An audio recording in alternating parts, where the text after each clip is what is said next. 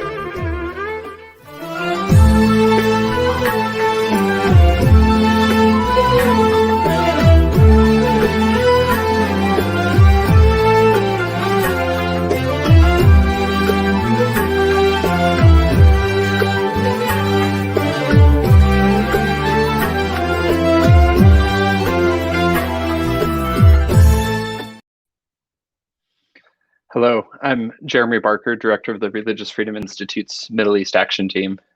Thank you for joining us for today's event.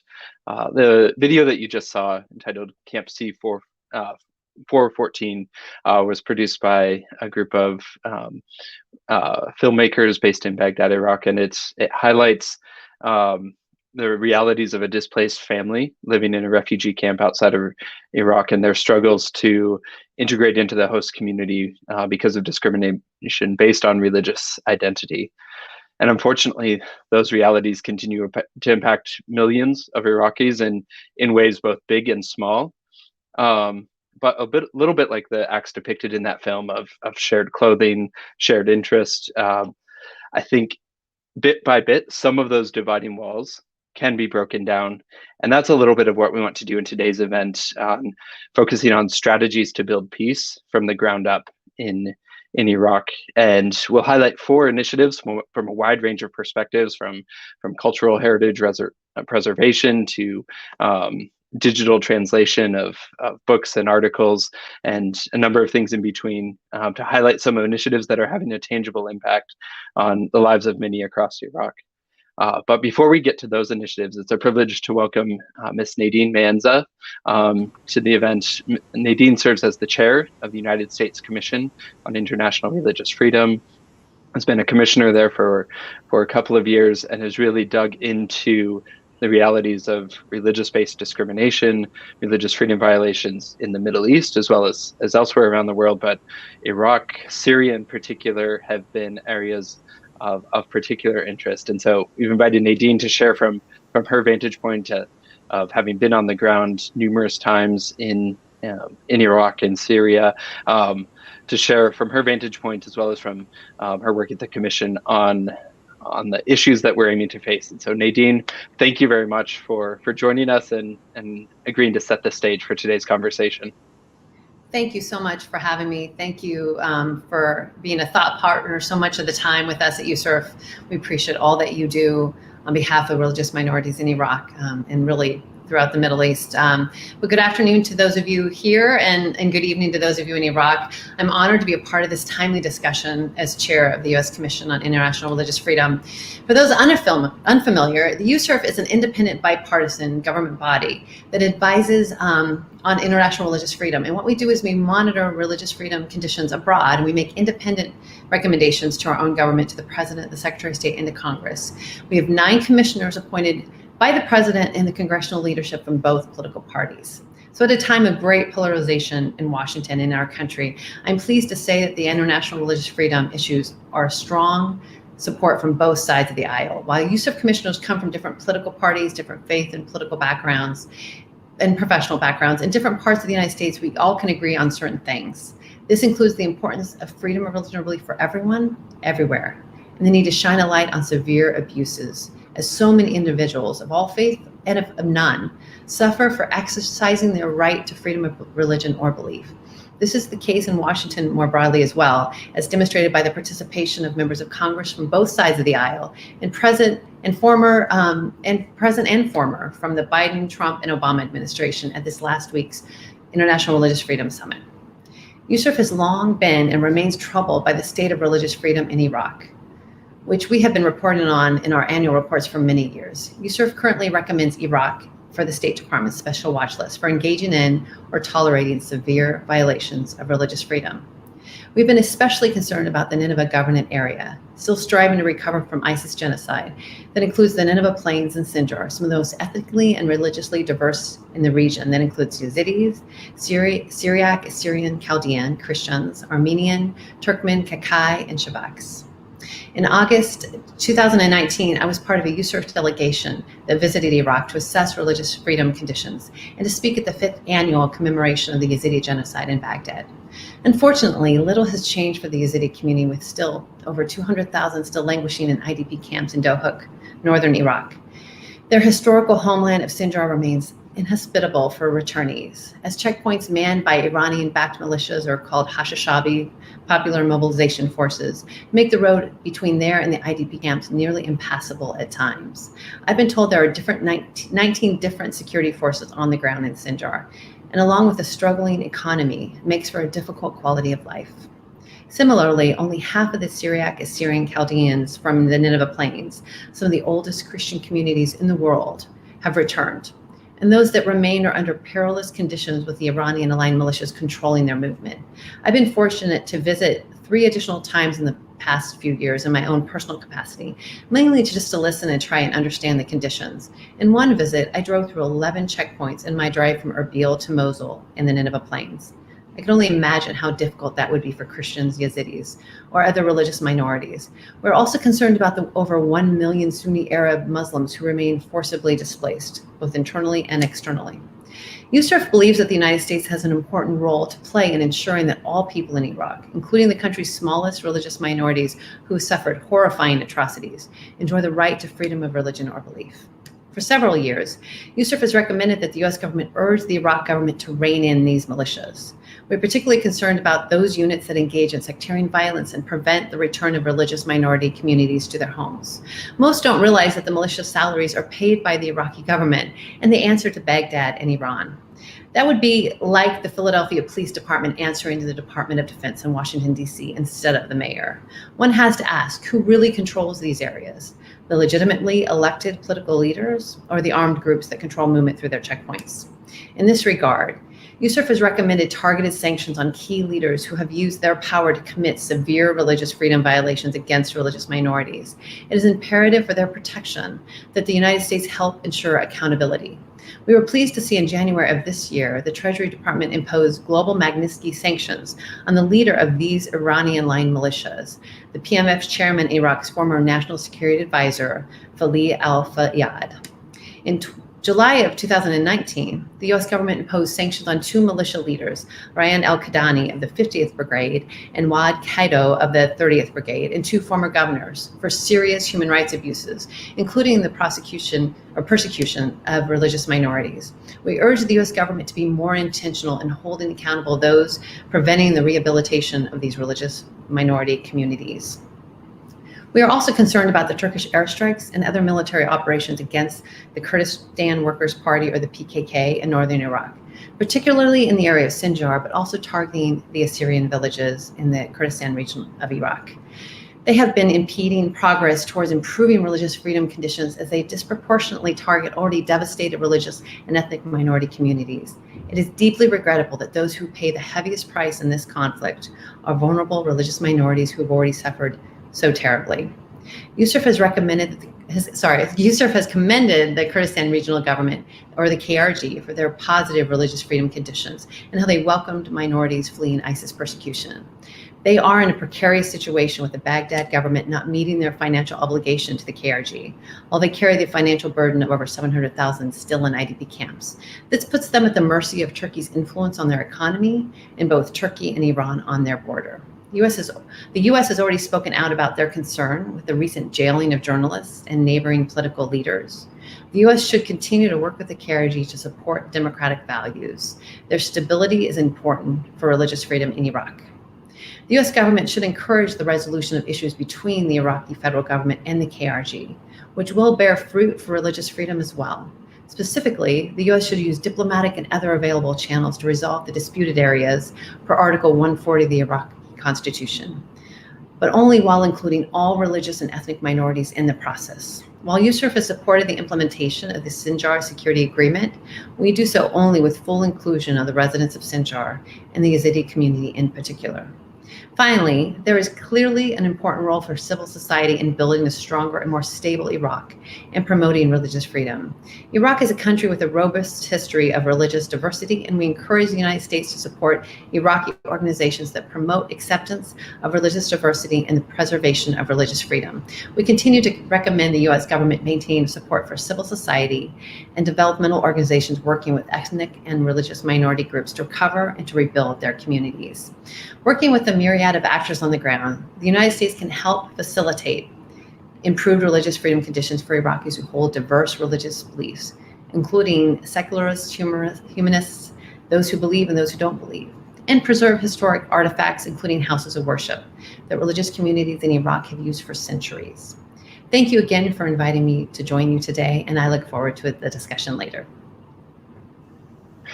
Thank you so much, Nadine. As you've really laid out very well, the political, the security challenges are immense. These aren't new issues. Many of these are longstanding, not only the 7 years since 2014 and the atrocities then, but predate that in many ways. But the turn that we want to make, and we'll return to some of this, some of the political and security dimensions in the conversation at the end.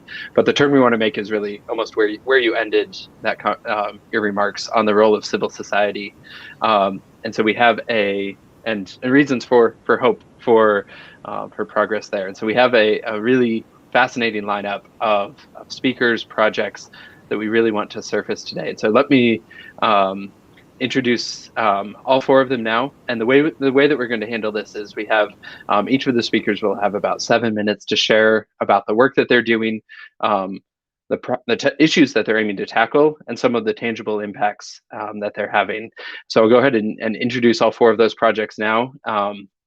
And they run the gamut from restoration of historic sites to technological innovations, empowerment of displaced women, and collaboration across political, religious lines. So it's a privilege first to welcome Dr. Darren Ashby, the Senior Research Coordinator at the Iraq Heritage Stabilization Program at the University of Pennsylvania. That's been working on cultural heritage preservation in Iraq for a number of years. Mr. Salah Ali, the General Coordinator of the Iraq Religious Freedom and Anti-Discrimination Roundtable, a network of numerous civil society individuals and actors working across a range of issues.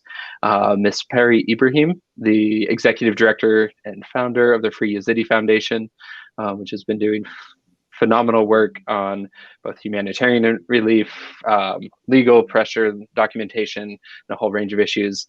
And Mr. Faisal Al-Mutar, the co-founder and founder and president of Ideas Beyond Borders, doing some really fascinating work in the space of ideas and bridging a number of communications gaps and really pressing forward a number of really fascinating innovations. So Darren, we're going to start with you and take us into what the Iraq Heritage Stabilization Program is, what you're doing, and the impact that it has. So thanks to each of you for joining, but Darren, share with us about your work. Okay, well, thank you, Jeremy, and thank you to the Religious Freedom Institute for the opportunity to present our work, and thank you in advance to the other speakers for their thoughts and insights. So, based in the University of Pennsylvania's Department of Near Eastern Languages and Civilizations, the Iraq Heritage Stabilization Program, also known as IHSP, was created in 2018 through funding from the U.S. Department of State to preserve ethnic and religious minority heritage in northern Iraq. Through additional support from the U.S. Department of State, the Olive Foundation, and the Gerda Henkel Foundation, IHSP currently has 15 ongoing or completed assessment, emergency stabilization, and restoration projects in Iraq, located primarily in Mosul and on the Nineveh Plains. IHSP is founded on the belief that the preservation and promotion of cultural heritage can contribute to reconciliation and peacemaking within societies affected by communal violence, especially when part of wider humanitarian efforts in post-conflict environments.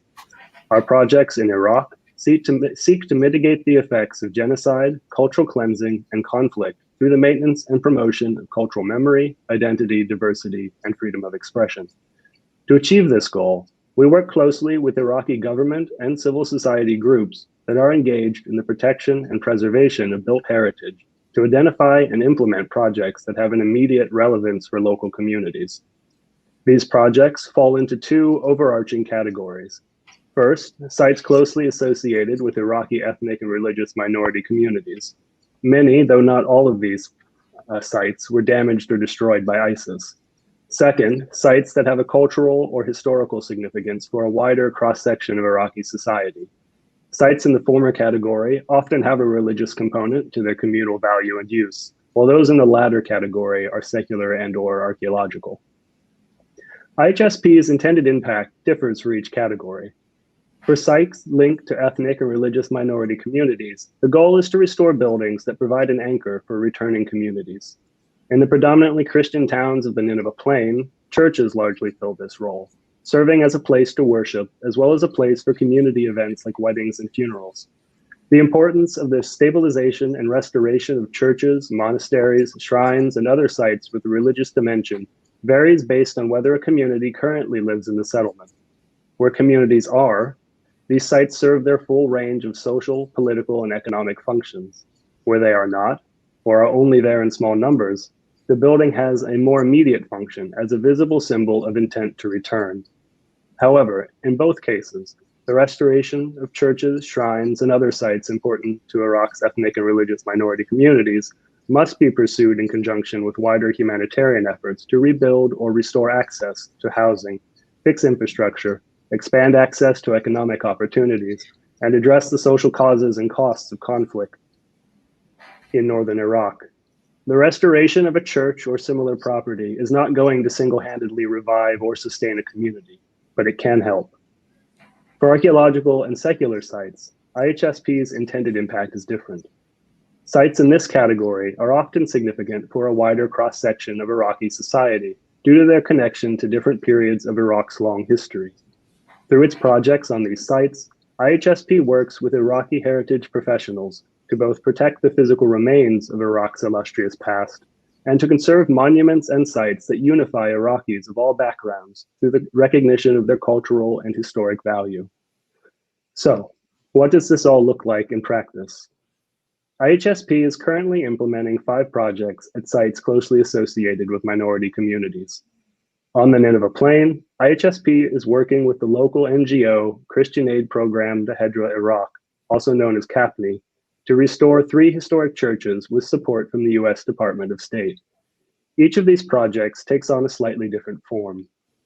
In Tel Keith, IHSP and CAPNI implemented a project to repair the roof and ceilings of Mar Petros and Paulos Chaldean Catholic Church.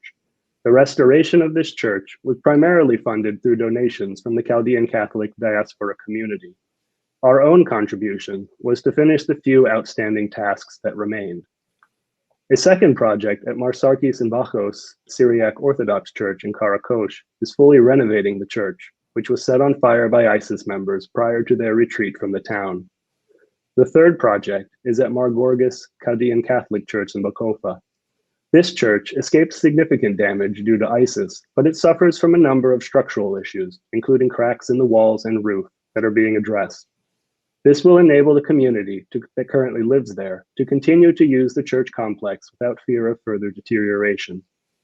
Further north, IHSP is working with the Yazidi Spiritual Council, as well as Cultural Property Consultants LLC and the Consultancy for Conservation and Development to renovate the main hall, roof, and oil halls of the sanctuary of Sheikh Adi at the Yazidi holy city of Lalish.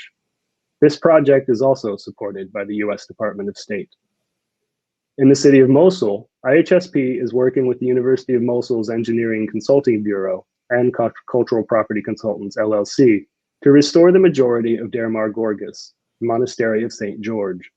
Located in eastern Mosul on a hill overlooking the Tigris River, this Chaldean Catholic monastery was targeted for performative destruction by ISIS and then subsequently stripped of its marble cladding and electrical work. Through support from the US Department of State, this project has restored the monastery's small chapel and is in the process of restoring the main church and sacristy. Alongside the 5 projects just discussed, IHSP is also working with the Iraqi State Board of Antiquities and Heritage and the University of Mosul's Engineering Consulting Bureau to stabilize and restore multiple historic and archaeological properties in Mosul. These include the reconstruction of the Mashki Gate, an archaeological monument bulldozed by ISIS that is important to the Assyrian community, as well as the Iraqi and international community more broadly, and the restoration of Beit Tutunji, formerly one of the best preserved late Ottoman homes in Mosul's old city, before it was destroyed in the Battle for Mosul. Both of these projects are supported by the Aleph Foundation. To conclude, access to cultural heritage is a human right, and the protection and preservation of cultural heritage in northern Iraq is an important part of the wider ongoing humanitarian effort in the country. It is important to act now to prevent further loss of cultural heritage due to deterioration and intentional destruction. That said, all of this work should be done in conjunction with local stakeholders and through the work of local contractors, so that the communities that use and maintain these sites play a central role in their preservation and benefit from this work at all stages of the process. Thank you. Fantastic. Thanks, Darren. A couple of questions that we'll come to in the discussion, but that point that you ended on, ensuring that not only are these sites preserved, but that the local communities benefit from them, both in the work and the ongoing maintenance, I think is a really important dimension of this, and something to be interested to hear how you all have engaged with that. Let's next turn to Salah Ali, who from Suleimania, Iraq, in the Kurdistan region of Iraq, who serves as the general coordinator of the Iraq Religious Freedom and Anti-Discrimination Roundtable. Salah, moving from kind of this broad mosaic of historic sites, you work kind of across a tapestry of individuals, groups, types of programs. Share with us a little bit more about the Roundtable, the work of the Roundtable, and some of the initiatives that you all are working on. Yeah, thank you, Jeremy. Thank you for having me. And I think Ms. Nadine and Dr. Darren just summed up most of the issues and challenges that religious and ethnic minorities facing in Iraq, particularly in the disputed areas. But I think we inherited all this problem as a result of a series of political decisions from former regimes. And the issue is that the situation has been deteriorated after with the emergence of ISIL and the inability of the government just to tackle those challenges, and the religious minority groups further being discriminated against, and they enforced to leave Iraq. And I'm really quite suspicious about the not sure about the mosaic that we most of the time we use for the Iraq, because right now it's almost the majority of Christian left, and the Yazidis, almost half of them just outside Iraq, and the other half is just living inside the camps. So I think I'm not sure, because the other religious group like Baha'is, Sabi'im, and they also left their homes, and mostly they are right now they live in Iraq Kurdistan region. But I'm not sure to how long the mosaic pictures that we have in our mind will survive. But the main point of the religious and religious freedom roundtable and anti-discrimination roundtable is to bring those peoples that their voice is being suppressed and being marginalized to roundtable, and just to our aim is to create a platform where they could speak freely and be part of the recommendation and solutions that we try and just to consolidate and just communicate those points with the government and with the international organization as well. If I just give you one small example, just the short film that I showed was produced by one of our partners in Baghdad, and we had some difficulties really about the technicality of how to produce this film, and we communicated with one of the US-based organization in California, media empowering women, Shirin, and we were lucky because they provided the technical support to produce this film.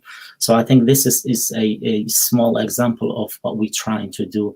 Basically, we're trying just to gather as much as support we could internally and communicate and bring support from outside in order to promote religious freedom and prevent discrimination, also to protect religious minority groups in Iraq. So basically, this is our aim to, as I said, to gather and to consolidate and to bring all support from different organizations in order just to ensure that religious ethnic minority live in peace. And if you look at the UNICEF report, you will see all these problems and the issues that is year after year is getting worse. So we're trying just to ensure that we help these communities as quick as possible, because as I said at the beginning, the mosaic picture that we have in mind, it may not survive in the future. But also we are trying to work closely with the other actors in our societies and in our communities as well, such as universities. Right now we have great partnership with the Kirkuk University, with Mosul, with Al-Hamdaniya University, and particularly in those areas that is the religious ethnic minority are affected more than the other areas. We are trying just to bring more working groups and sectors from our communities. Right now we are working with the fine art syndicates in Baghdad and the photographies as well. We have in August and September, we have two exhibitions about promoting diversity in Iraq through fine art and through photographies as well. So we're just trying to get as much as support and to involve more actors in our society that they could support our our initiative about promoting religious freedom and anti-discrimination.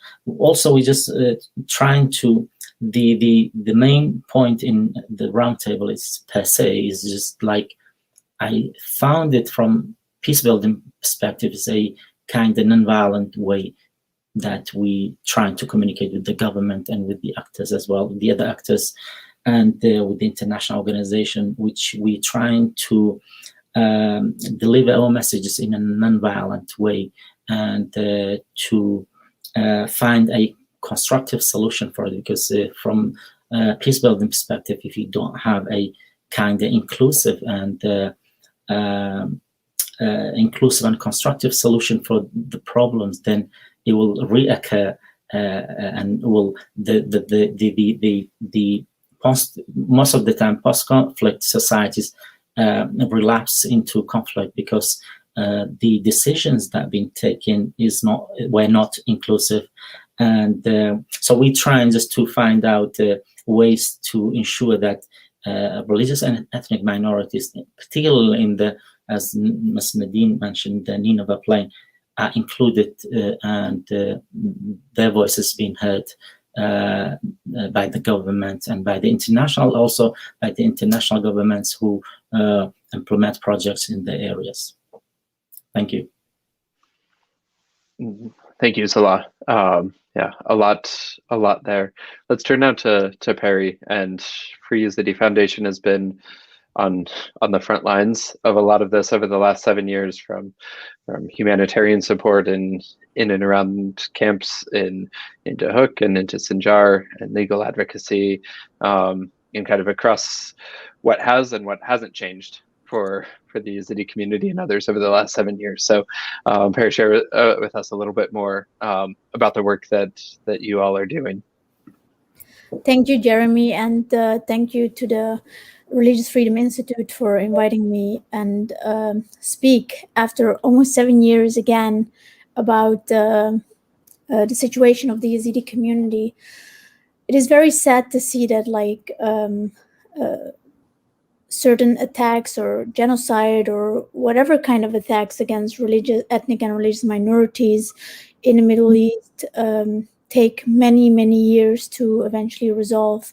There are a couple of points that are already mentioned, but one of the things we've seen with the Yazidi community, the marginalization and the lack of any opportunities in Iraq is one of the subjects that I will discuss today. And aside from that, the religious discrimination and the hatred against our people, and the situation of the Yazidi youth and the next generation, but also one of the main points, the security and the broader geopolitical challenges that we see. We've seen over so many years that Yazidis are excluded from job opportunities or educational opportunities. We've seen within our community that a lot of it is farming. So for many, many years, Yazidis have done agriculture, and farming has been their job, and subsistence farming. So that means that Yazidis are only generating income that will make them survive for 1 month, and then they need to work again. So there's never any idea of being able to save their money or being able to build something. And this is, if you leave ethnic and religious minorities in a vulnerable situation that they can never get out of, they won't be able to become much stronger, have a voice in a society that they are seen as, in this case, Yazidis are seen as devil worshippers. Yazidi food is not eaten. When people around you have these kind of ideas about who you are, about your identity, it is very difficult to overcome that. We see our own community, especially the Yazidi women, a lot of them are illiterate. Education is a big problem. There's no opportunities for our community. Placement in universities. It is very sad to say that I am from Europe and had equal opportunity as anybody else. But if I go and look at my people in Iraq, they do not get the same equal opportunities as others. They do not get the chances to get higher education, and that is really necessary for our community. what we've done as a Free Yazidi Foundation, we've managed to open an enterprise and training center, a bakery training center, so that people can learn different languages, can learn business skills, math. We have different kind of fields whether it's carpet making, whether it is IT, whether it is baking products, goods. The idea here is to empower a community that has lost everything and over many, many years has been persecuted and never been given any opportunities. We need to think about what we're leaving behind. Then to go back to the religious discrimination and the hatred, why did the Free Yazidi Foundation, an organization, make a bakery? Our people were, when asked, what do you want the Free Yazidi Foundation to do? What kind of projects? They said, we want you to open a bakery because there was a bakery set up by an international organization, and they had Arab managers, and the Arab managers refused to eat the food that was made by us as beneficiaries, by Yazidis. And the reason was because we were Yazidis. So this obviously makes me very angry, and it just shows clearly what is going wrong in Iraq, why Yazidis and other ethnic and religious minorities are being treated unfairly. And so the Free Yazidi Foundation started to open the bakery, and now Yazidis are the managers. They are learning how to sell their goods, how to understand what can be sold and how to save your money and these kind of things. We are putting we are empowering them to make those decisions. We are empowering them to show others that they can do it. They don't need any other people's help. So it shouldn't be necessary that like an organization like the Free Yazidi Foundation is starting to open bakeries and these kind of things. But this is just a model to show others, like, this is what is going wrong in Iraq. These are the things we need to tackle. Unfortunately, we see the Yazidi youth is committing suicide because they've lost all hope and all kind of idea of ever going back to get a good education or getting a good job. A lot of displacement, a lot of lack of job opportunities. Free Yazidi Foundation is trying to open a job placement center where youth would come to the Free Yazidi Foundation and we would look for jobs for them, and at the same time talk to others, company owners, about the idea of making sure you have equality, diversity in your own business, and therefore giving opportunity to ethnic and religious minorities who would get an opportunity somewhere. Last thing, obviously, as many of you know, is the issues of safety and security for our people. That our people are still displaced after almost 7 years clearly shows why our people are not going back.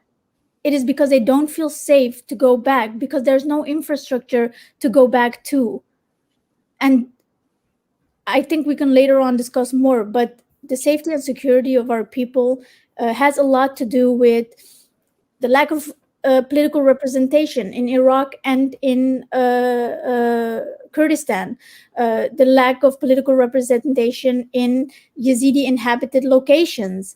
And aside from that, the Middle East geopolitical conflicts, name it Turkey, Iran, Syria, and these all affect the Yazidi community, not only in Iraq, but also in Syria and in Turkey. Thanks, Perry. Yeah, that issue around kind of discrimination and how that has cascading impacts on technical capacities, ability to contribute, and that leaves people searching for opportunities, and in many cases, those who can find them, leaving altogether especially when layered with the physical security, the political representation issues, has huge impacts. Faisal, as we turn to you, some of the work that you all are doing is helping to bridge some of those gaps and provide opportunities in places where they may not naturally exist or bring technical capacity. So share with us a little bit more about Ideas Beyond Borders, the genesis of that, and some of what you're working on. Sure. Well, thank you so much, Jeremy, for inviting me, and thank you for being a great friend to the organization. So the mission of the organization is making inaccessible information accessible. So that's something that many people may not be familiar with who live outside the Middle East, is that most of the world knowledge and most of the world content from different cultures is not available in languages spoken in the Middle East. And that includes Arabic, Kurdish, Farsi, and many others. The ratio by comparison to multiple websites that you see around the world, from Wikipedia and to others, is very massive, and the knowledge gap in the Middle East is very massive by comparison to most languages around the world. And there are multiple statistics being thrown around, but one of the main one from the United Nations that development reports that there are more books translated to Arabic in Spanish in 1 year than Arabic in 1,000 years. So that kind of gives you some scope of really the knowledge gap that exists between Arabic and other languages. And that's where the genesis of our program, our major program, which is called the House of Wisdom 2.0, which is named after the main House of Wisdom in Baghdad in the 13th century, where Baghdad used to be the center of knowledge and translation and that. And we do it in multiple forms. So we have long form content that includes books. We now, as of last year, have a media production company where we produce Vox-style videos, explanatory videos, with a massive interest in the subject of religious minorities in the region. So we have made multiple videos about Yazidis and discrimination about Yazidis, groups like the Shabak, groups like the Sabi'a, etc., who exist, and many people in the region are not familiar with. We have a very social media savvy and very social media focused. And we have a following of more than 4.8 million across the region, with a larger presence in Iraq, being the country that I'm from, but also where I have a very massive network. And some of the books we translate or we make available is unfortunately censored in many of the countries in the region. And we utilize a lot of digital circumvention tools, things like VPN. We are a proud partner of a company called TunnelBear, where we provide VPNs to many of our translators, who are about 120 across the region in Iraq and multiple areas around the Middle East and North Africa. So we get them to access, and that's something really fascinating. So there's a black market for books in the region. There are multiple groups in Signal and Telegram and many places where people actually send each other books, and most of that is anonymous. So in that way, when people are downloading information, they are not able to be tracked. So we have a lot of these technologies to be able to share our materials, and we sometimes see it shared even without us noticing. And I see some of the books we translate are available in that black market. And we have developed another program called Bil Arabi, which is about highlighting role models that exist in the region in both video and podcast formats. One of our next videos is actually going to be about an Egyptian Jewish scientist and a doctor that many people in the region don't know he existed. And if you look at most of the information about him, most of the information about him are in English, not in Arabic. So our goal is actually to bridge that gap about religious minorities, about role models exist in the region through the languages that are spoken by the public.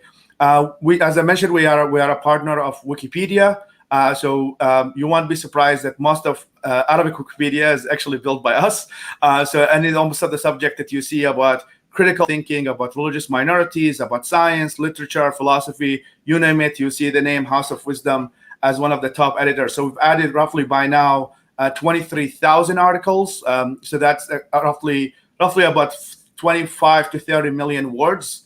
So you see that there was a great spike in the Arabic content. And we have some work that we do in Kurdish. We have worked with UKH in Kurdistan, University of Duhok, to also focus on other languages other than Arabic, because we're a regional organization, not just an Arabic one. So on the ground, so that is kind of mainly our digital work. And on the ground, we have work and still work with multiple universities across Iraq, in which we teach students of how to be media literates and how to become editors in Wikipedia. And that way, how they can circumvent a lot of the misinformation that exists about religious minorities and other subjects. And that way, teach people how they can find reliable sources, how they can navigate a lot of the ecosystem of misinformation that unfortunately exists in most of the region. And we have worked with the University of Mosul So that's probably one of the posts you liked on LinkedIn, Jeremy. So this is where we finished one of our projects in which we partnered with the library that ISIS destroyed, as you know, and we are able to provide them with 4,000 books. Mainly the list was taken from Saif al-Ashqar, who's the head of the Central Library of Mosul. So we had to make sure that we match the demand of what the university requested, because one of the issues that they face is that they have received many books that they didn't need. There were initiatives of providing them with children's books and all of that stuff, and that's a research university. So we made sure that we really provided the university with the things that they requested, and we are also now building kind of the digital center. So we have donated multiple computers and printers with access to internet, so for them to be able to access scientific and medical journals and most of the world information that they otherwise wouldn't be able to. So and the president, so we just had the ceremony about a couple days ago, and the president of the university and multiple people attended. And so we have, here's what we have upcoming, which is a project. I saw that Salah mentioned about the kind of the art and the importance of the art.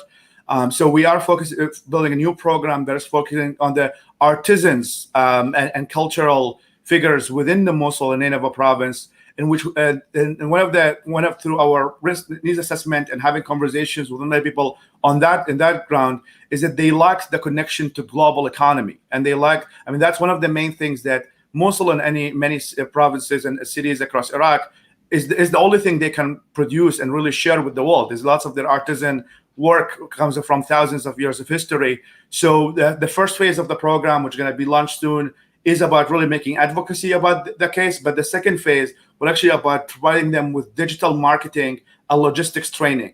So in that way, they are able, so when you go on Amazon or you go on Etsy and you go to many of the websites that many people in the Western world use to buy products, they're going to be able to see products that are produced by Iraqi artisans, starting first in Mosul, and hopefully we can expand to other parts of the country and the region as we grow.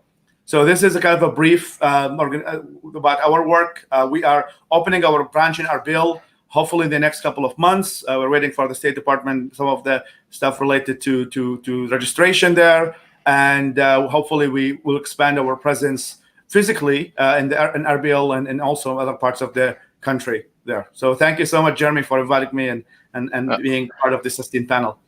Yeah, fantastic. Well, we've covered a lot of ground from restoration of historic sites to VPNs to be able to translate and facilitate book distribution, agriculture and others.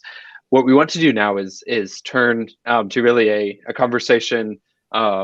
I have a few questions, but really a conversation between our panelists and to explore in some ways both the obstacles, but where we see opportunities for further investment as we look at whether these are state-led supports, whether things like USAID, the State Department, to private foundations, or individual efforts. Where do we see opportunities, as well as what are the key obstacles to address on the for those who are working in the fields of policy and advocacy and others. And so we'll turn now to that, and let me invite Nadine Manza to also join us on the panel as well. And Perry, let's maybe start with you. You mentioned the role of agriculture and the kind of economic opportunities. As you look at kind of the landscape for the Yazidi community in particular, what do you see as both kind of needs and opportunities, particularly in the economic realm as it relates to the Yazidi community? Thank you, Jeffrey. I think one of the things, as I always say, is an opportunity to get education. Yazidis are not giving those opportunities.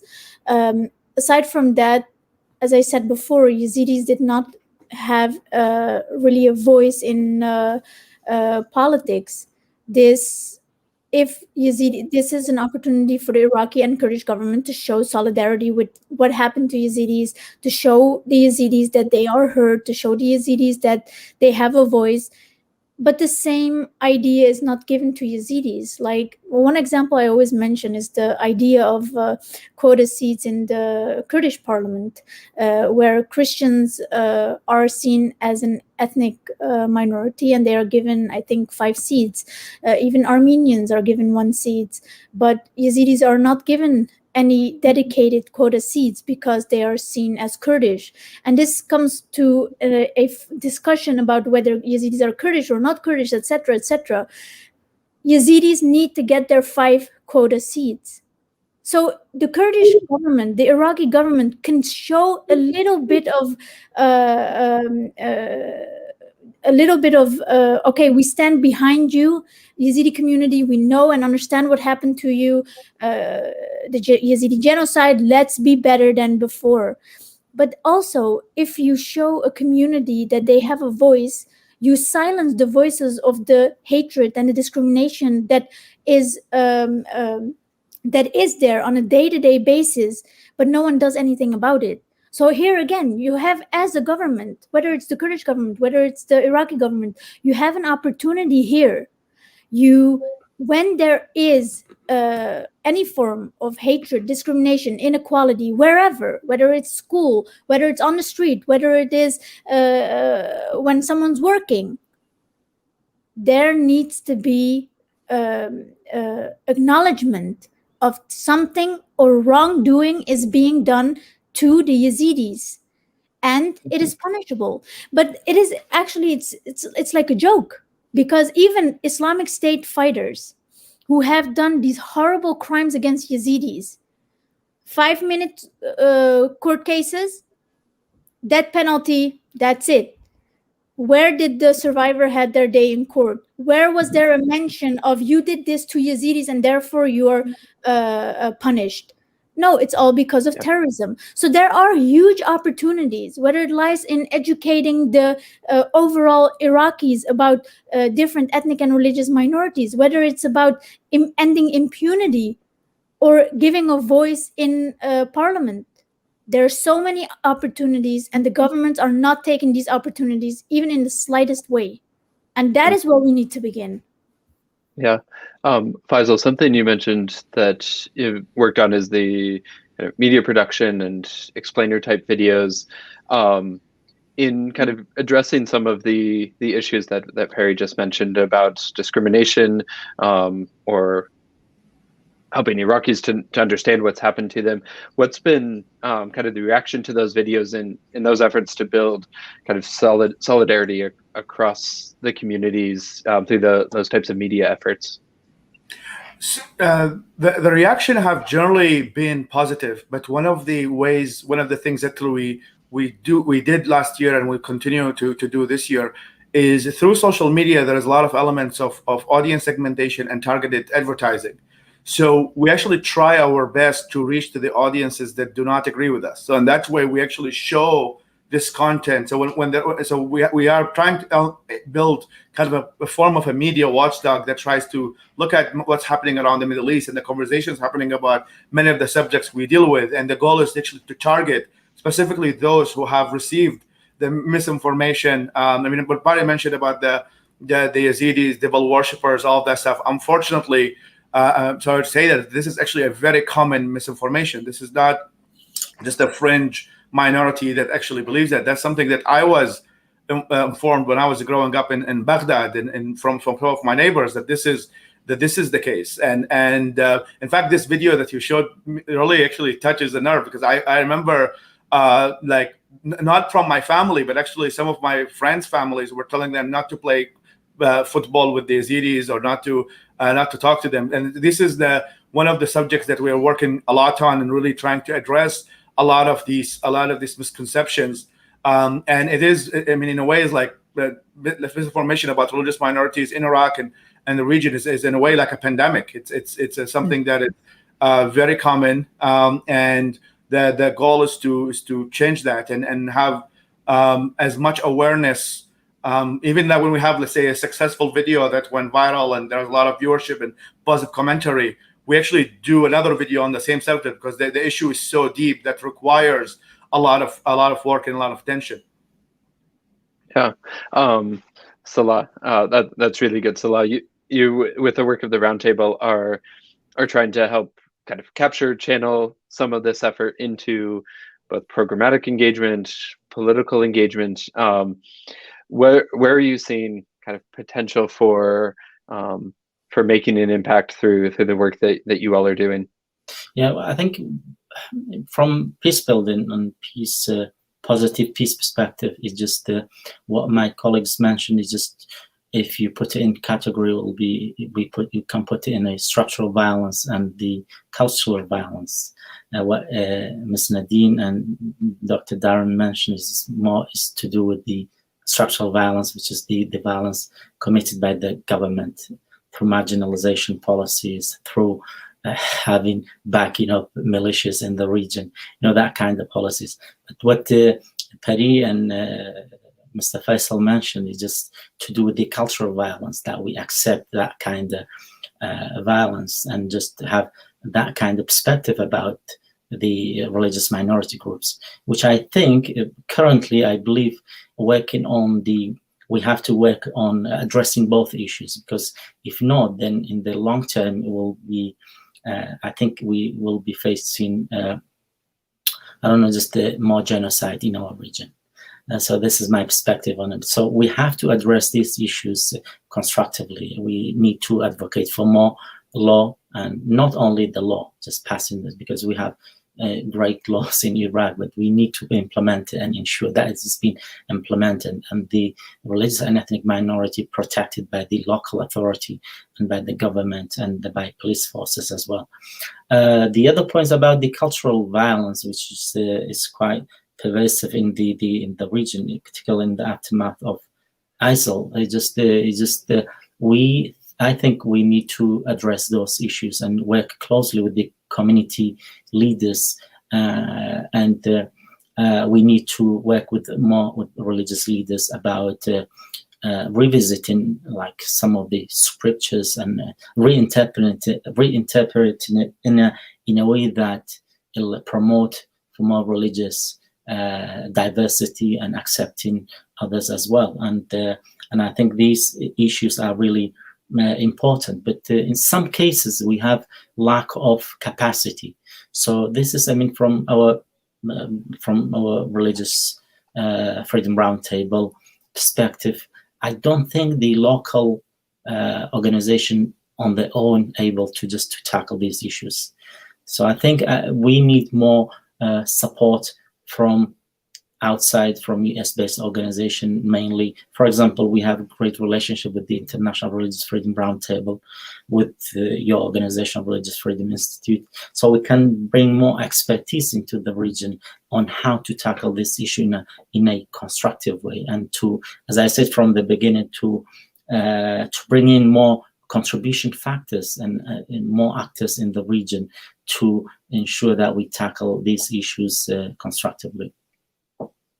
Yeah, Nadine, let's go to you. There, mentioned some of the structural violence, even some of the legal side. One of the questions from the audience related to the national identity card law, from USCIRF's role as a independent commission that advises the U.S. government on policy, certainly looking at the cultural dimensions, but also looking at recommendations on policy related to legal efforts, diplomatic engagement. On the legal side, the identity card law in particular, and certainly would invite others to weigh in on this as well. But on the kind of recommendation side, and then potential for impact, how do you kind of see the landscape as USCIRF? What are you recommending, and where are you seeing potential for kind of practical implementation of some of those things? Give me the easy one. There are no easy ones. The ID cards really are problematic in so many ways, and we've spoken out against them before. I think I wrote an article about it when they first came out. It immediately identifies separates people by religion. We've seen this in other countries as well, but obviously especially problematic that if one of the parents is a Muslim, the child has to be identified as a Muslim, and of course this has hurt the Yazidi community the most. the victims of rape, for instance, their children, if the father even was an ISIS fighter, their children are considered Muslim. So these are some things that are just systemic marginalization, discrimination against religious minority communities. And I think the Earth Roundtable it's such a beautiful model of inclusivity. And, I love that the government officials around the world are sitting at these tables and seeing every religious group, no matter how little, a big one next to a little one, and everyone having an equal seat at the table and being able to speak about their community. And really, that is the only way forward to produce communities that are going to keep people away from extremism, giving people a chance to have a say in their own governments, a say in their own security, a say, period, as Perry said, about having, seats in parliament. I mean, people as you were saying, I believe as you Faisal, or about how, being told about Yazidis, had you had a Yazidi next to you, you might not have believed that. And so that inclusivity model is just, it can't overstate the importance of what that could do for a community. And we saw after the US, of course, came into Iraq, it became more sectarian, and it's continued to divide by sectarianism. And that has created these conditions. And then when you have, as we talk about legal issues, the disputed territories, having, and I know there was no easy way to settle them. The whole idea was they would settle them. Of course, the Constitution said by 2007, sorry. And because they had been Arabized, and, there was a sense from the Kurdish, the KRG that they needed to get more Kurds to move in, and then they could settle the disputed territories. But of course, the opposite probably happened. So it left this gulf of security and governance, and so the religious minorities have been the one to pay that price. So I think that settling those is in having governance where everyone has a say in the governance, so that everyone feels heard, is really going to be the only way forward. And for us, the US, we always prioritize a person. Like, we think if we just get that one guy in office, it'll all be good. But it's not like that. It's so much more complicated than a guy. It's a whole system. And I hope that the US would, attach some of the funding huge amounts of funding we give to the US, based on maybe even doing a strategic roadmap the way we do with some of these other countries in Central Asia, where it's like, we need to see these reforms and then you'll get these funds. I mean, I think the US needs to take a look at all these systematic legal situations and ways that we can help move Iraq towards better religious freedom conditions that will only mean a better future, more security and of course less violence for these religious minorities. Yeah, that's really good.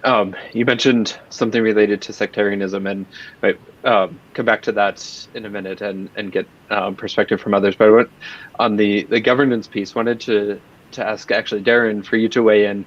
So talked about kind of how governance impacts kind of living communities, but in your work in these historic sites, governance matters there as well, in trying to restore these communities. Who's empowered by them, who controls them, and especially, as you were saying, kind of the anchor for these sites as anchors for communities to be able to come back around that. So I wonder maybe what's been some of the experience over the last 5 years or so as you've been trying to navigate the complexities around restoration of some of these sites as it relates to governance and the necessary security around that. Sure. So as I touched on in my talk, there's a real reason that the sites we're working on kind of break down into two categories, and part of that is really who is responsible for them. Where is the authority for being able to work at a specific site? So with a lot of these community sites, especially ones with a religious component, that's whichever institution is responsible for them, and that is often apart from the state, but can be associated with it through the wukuks as well. Whereas there's a very clear line of who is responsible for Iraq's sort of secular and archaeological heritage, and that's the State Board of Antiquities and Heritage. And so for working on all of those properties, that is who you will go through. And that's who's ultimately giving permission, providing supervision. In terms of the challenges on that, in the projects that we have worked on. In both cases, there's been a lot of willingness to identify what priorities are in these different institutions and then move to resolve them. We started, as I said, in 2018. And at that time, of course, there was a lot of need at these different historic and religious sites in terms of deterioration, stabilization, and restoration. And so all of the different groups responsible for these sites had very clear views of what their priorities were. And so the projects that we've been completing now really fall into, I think, that first wave of that, where it was clear to most people, all right, these are our priorities, let's move on to these. And we're reaching a point where there's a lot more discussions to be had as to what is next.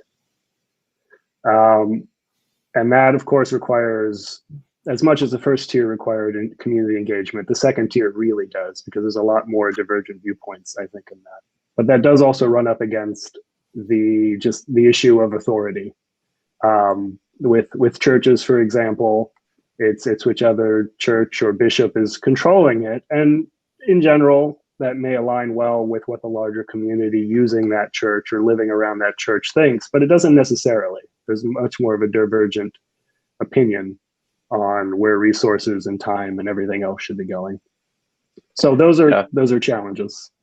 Yeah. You mentioned something related to kind of community engagement, which this is something, I think maybe it was Nadine that mentioned the Sinjar security agreement, and one of the concerns around that was a lack of community engagement on that security side. With regard, just maybe a brief word on your projects, what are some of the mechanisms for community engagement that you all have been able to pursue on these projects, and aiming to influence both your own thinking as an external actor, but also the necessary internal governing bodies? How do you aim to identify and elevate the voices of the communities you're working with?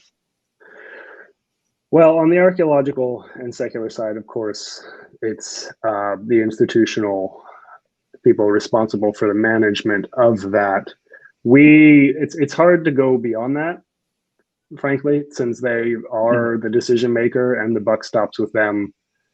And there's only so much you can do to perhaps reach beyond them to have a discussion with the larger community of Mosul, for example, as to which specific heritage sites in your city are the most important, or what are the priorities. So that's really challenging. And it's a similar situation working at the other sites that we have projects at with the churches. So as you can see, I'm hedging around the fact that it's really challenging to get to that level, but it's really important. And my hope, personally, and as part of this project, is that now that we've been on the ground and that we are sort of finishing this first wave of projects that everyone agreed on, we can really have these conversations and start to reach out further. I will say we work with the NGO CAPNI that I mentioned, and they're a civil society organization. They're much more plugged into specifically the Christian community on the Nineveh Plains. And that's one avenue I would like to pursue to get a better understanding of what's next. Yeah, that's really helpful. Challenging for sure, but important to be pressing in to aim to navigate that. I wanted to turn, and maybe this will go first to Faisal, on this question of sectarianism, both in culture, the political manifestations of it. One of the things, when we look back, whenever it was pre-COVID, that feels like ages ago, and the October 2019 protests, and then the various kind of waves and iterations of that.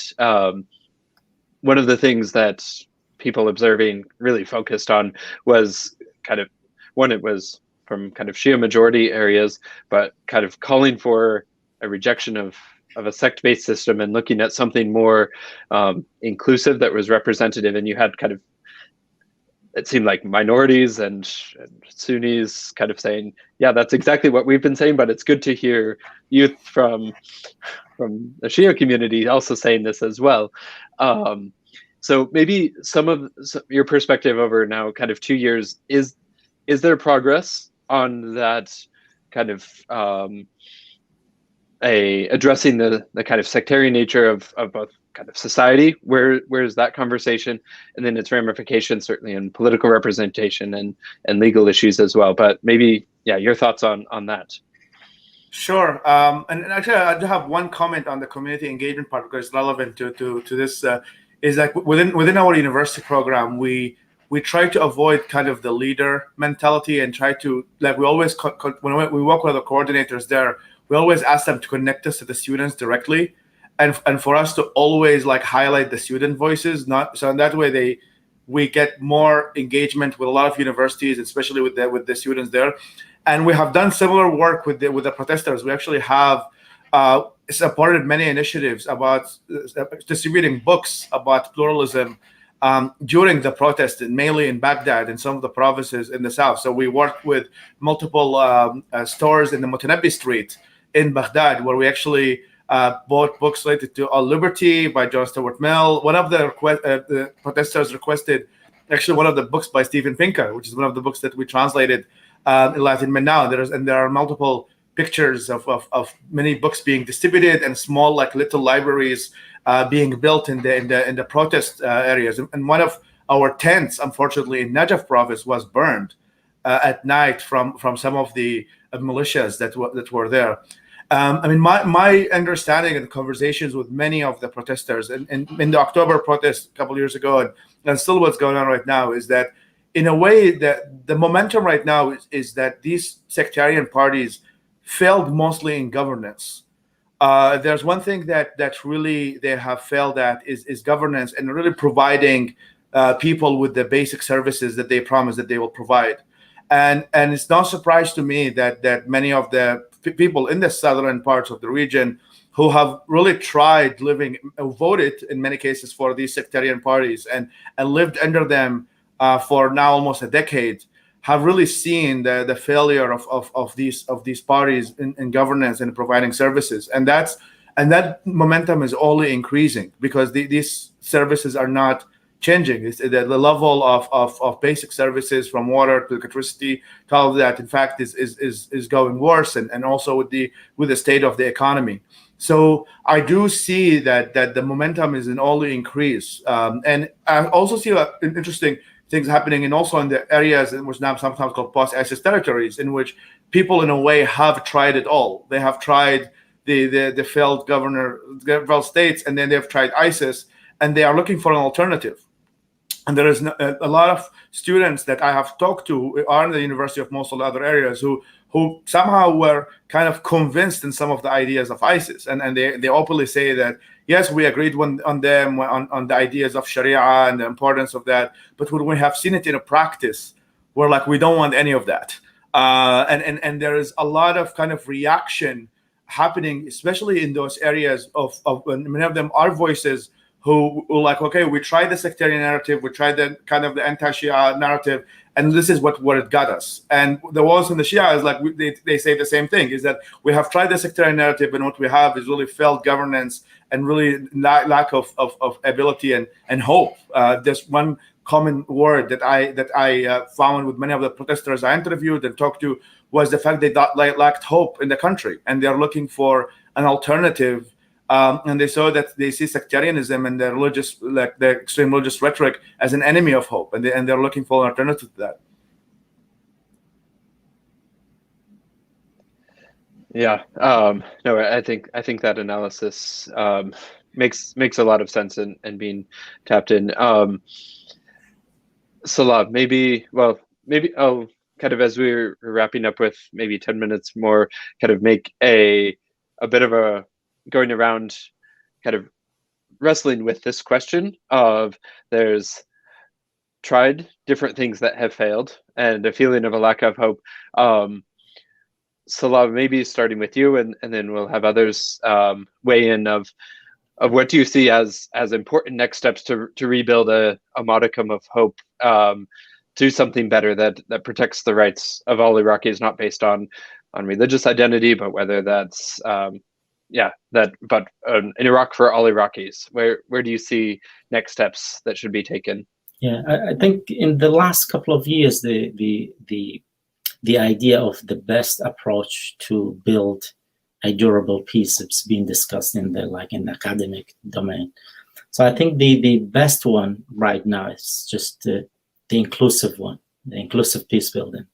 By this I mean that when you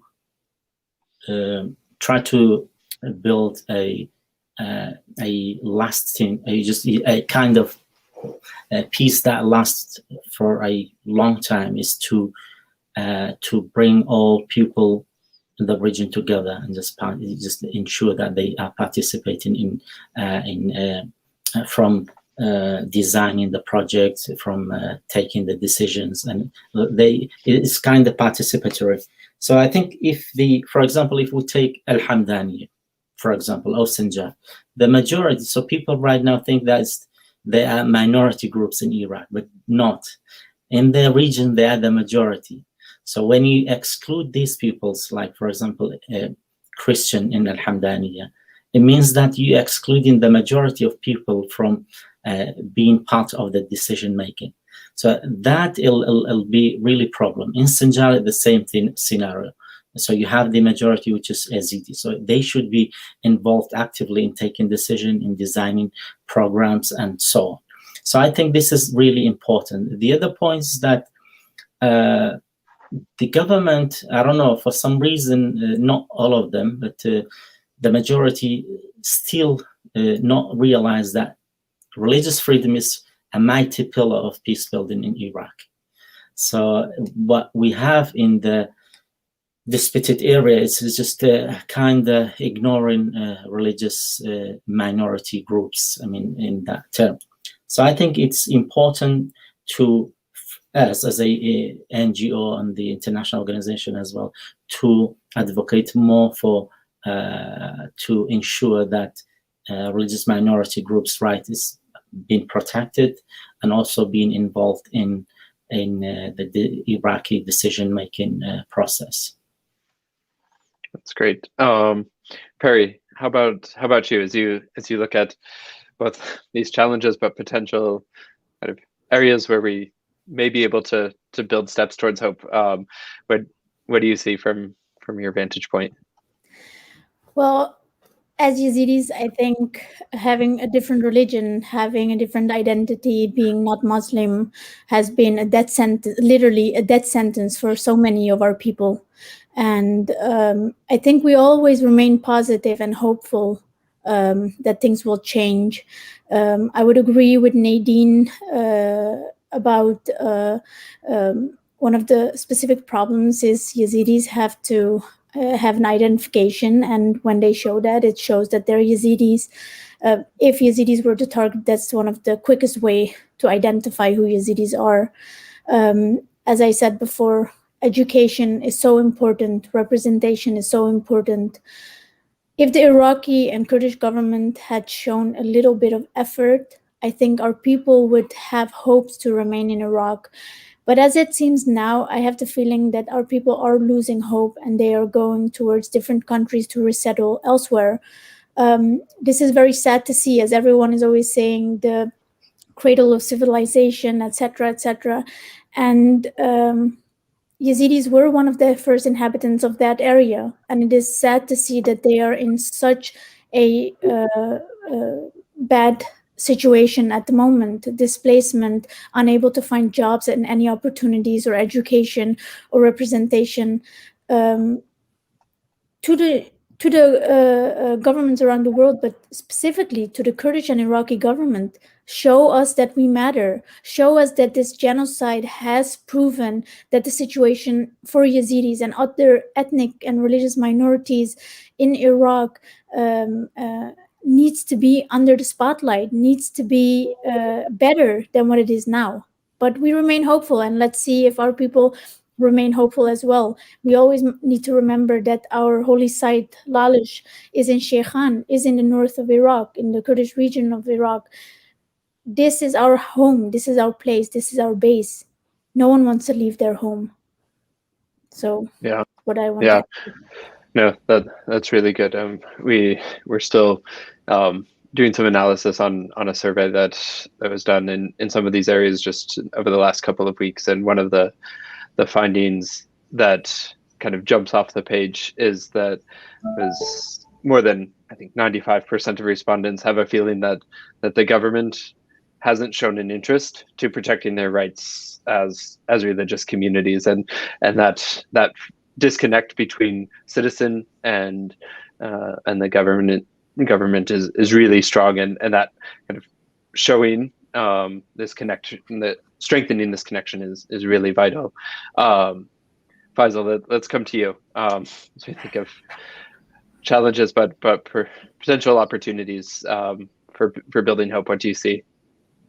Sure. I mean, one of my comments is regarding like Iraq's being in constant state of constant conflict is really, I mean, the Iraqi identity is very fragile.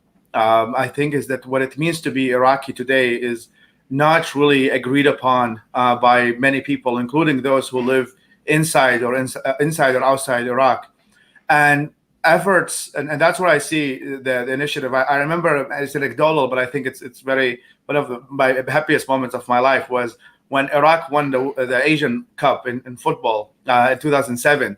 And I remember it was the first time, actually one of my Christian friends at the time in high school, he said that is the first time, and I felt I connected to Iraq, was actually when Iraq won the Asian World Cup in 2007. And I remember the celebrations all over Baghdad and in multiple areas around outside the neighboring countries, where it was this common thing that pretty much everybody agreed upon, that this is really part of what unites all of us, was actually the football team. And I think is that investments on social initiatives that bring people together like that.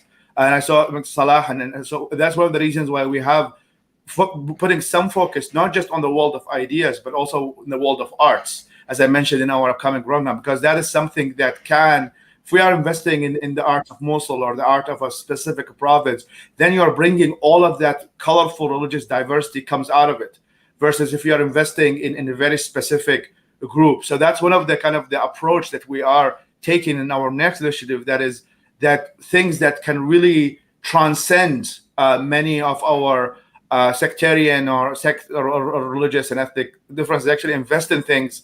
I don't think it's within our mission is to invest in football, but if there are people who might appreciate the idea, is that these are initiatives that actually really bring people together. And I think is that with a lot more focus on that, and I think we are able to really, in a way, maybe rebuild a new Iraqi identity, or build a new Iraqi identity that actually not that takes away most of the sectarian and religious conflicts that have shaped the country over the past 100 years. I think that's a really good point about things that can build that shared identity. On the point about football, I think maybe you're not being creative enough. Stay tuned for one of the events I've been working on from our prize vantage point actually will involve football and religious freedom. We've even had a few watch parties here within RFI of the World Cup. So stay tuned. I think you can find a way to link football and the mandate of IBB. Darren, let's come to you for kind of a last. Where do you see signs of hope and kind of points of investment from the vantage point of IHSP?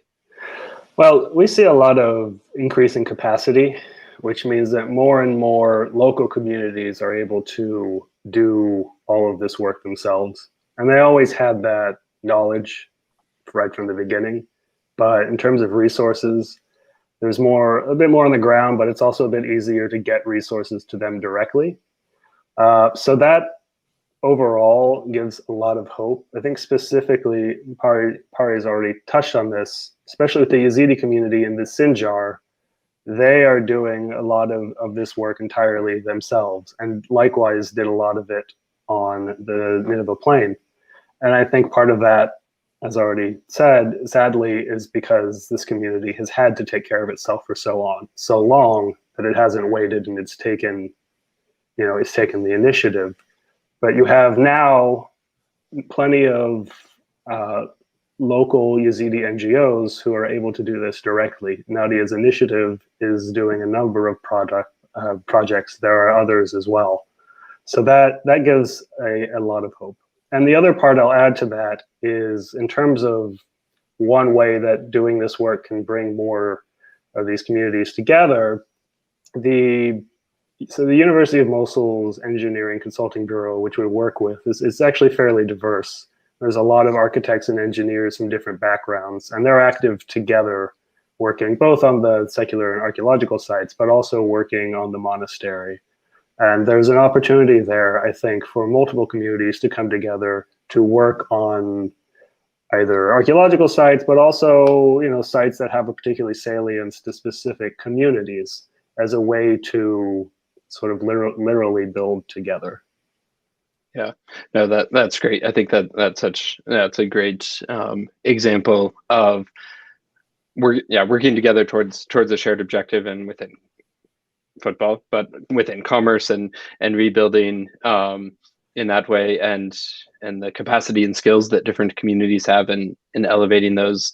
It helps to show that what's lost when a community is marginalized and forced to leave, it comes with a cost of lost skills and contributions on that. So that's really great to hear about that happening within in the partners in University of Mosul, and that increased capacity. Nadine, we'll come to you for kind of the final words. A lot of really positive examples, certainly huge challenges that exist around this as well, but where do you see potentially signs of hope? Well, I think there is some political will that surprised me when I was there. I know there's an effort for, you know, to turn the Nineveh Governorate into a region, and there's been a real effort, you know, with a multi-religious effort to do that. That's pretty impressive. And, you know, that along with the youth leaders rising up and protesting, you know, and I've met several young people that are super impressive that either have come back or decided to stay in Iraq and try to fight for a future. So I think, you know, that there is some political will from the youth there, and from others that have decided they want to take charge. And this is something the Iraqis have to do, but we need to be alongside to be able to support them. You know, I think, you know, Sinjar hasn't had an election since 2003.